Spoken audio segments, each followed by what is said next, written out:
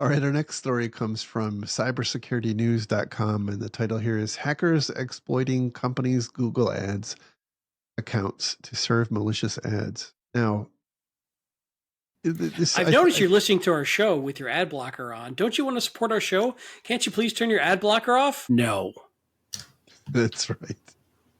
That's right. Until you can assure me that no malicious ads could ever exist in the ecosystem, my ad blocker stays on. Thank you. There you go. Sorry, I completely stepped on your introduction.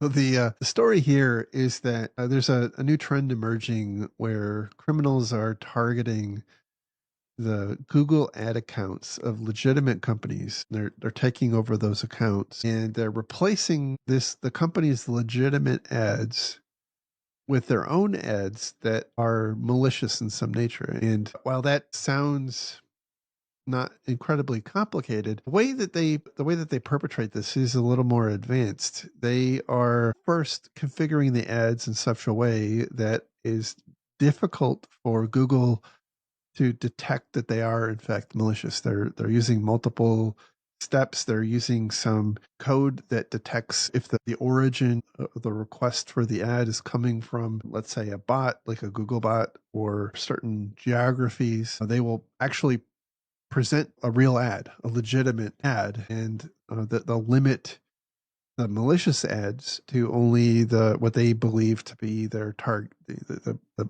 bad actors' target audience. But ultimately, the end game here is to present ads for what looks like popular software, and they gave some examples like Wordly, Grammarly, and a couple of others, which you wouldn't necessarily be surprised to see an ad for.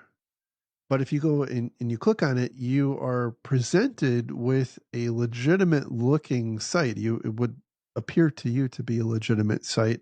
Obviously, the URL will be a little bit different. But when you go to download the thing, instead of getting a legitimate copy of Grammarly, you're getting some sort of malware. And then, of course, you're wholly dependent on your anti-malware software being able to detect and defend that, which is not a good thing to count on these days. So I kind of go back to the point that I've said, I don't know, several weeks, maybe several months ago, that it's 2025 now, and here we are saying once again that ad blockers, especially in a corporate environment, but I'll extend it to all environments, is not just for convenience, right? Or to clean up the browser page or to reduce the tracking of your activities. But it's also a security precaution because it is and has been kind of a cyclical method of adversaries delivering attacks against your computers. The nature in which that's happened has evolved over time. It used to be the ads themselves were the carriers of malicious code. And now it's enticing you to download something that looks legitimate but is actually malicious. So Yeah, it's almost like a. But I was gonna say it's like it's combining a supply chain attack with like a watering hole attack using trusted attack channels, and it's very frustrating to me that these large ad providers can't get a handle on this. We've seen over and over that this is a source of a lot of pain.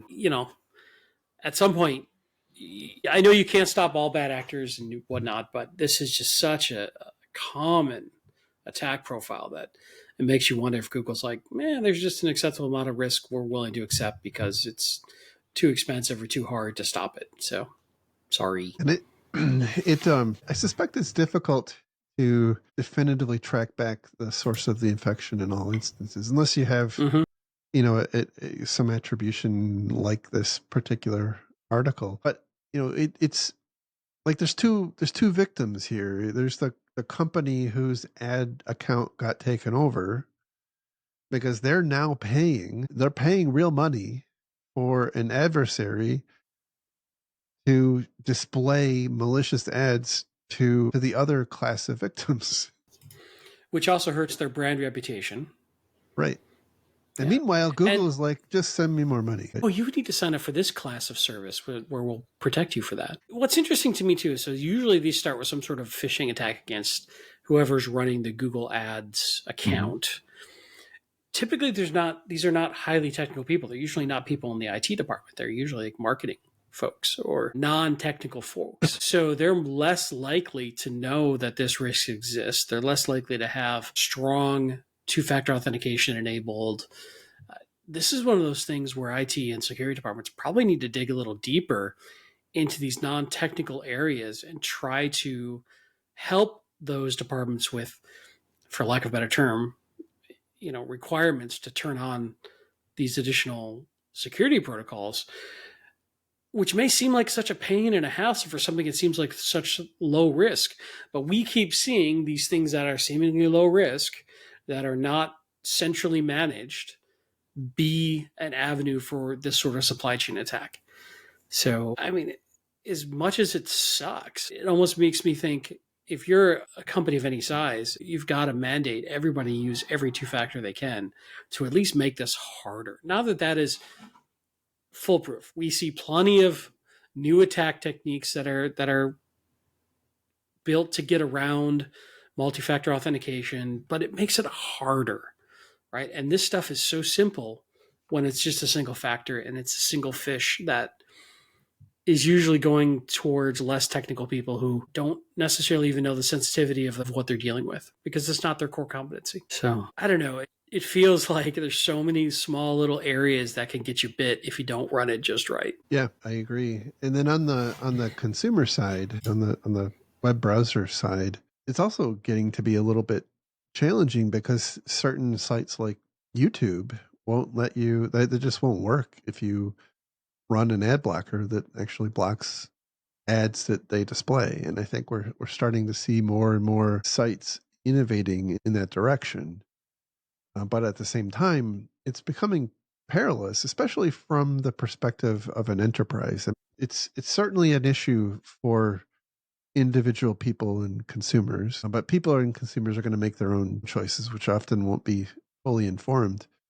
But on the enterprise side, on the business side, allowing this creates a hazard, right? Especially if it's non-essential browsing, I guess is what I'll call it. That can put your business and your customers at risk. And so I think I think there's a response here that we have to implement. And I think candidly, running ad blockers at an enterprise level is becoming, and I would argue is way past time to be just table stakes. I would agree. And I also noted that you used the qualifier candidly. Is that implying that you weren't candid through the rest of our conversation? Yes, Hmm. guilty as charged. That's fair. No, but to your point, yeah, if you're centrally managing your IT stack, I do think a good solid ad blocker is helpful. However, it's interesting because a lot of people run Chrome, and Chrome is making it more difficult for certain ad blockers. So you've got to stay on Right. top of that too. Yeah. Yeah. Well, I mean, look, Chrome is from Google, and Google's business is advertising. So, like, they don't want to cut their nose off.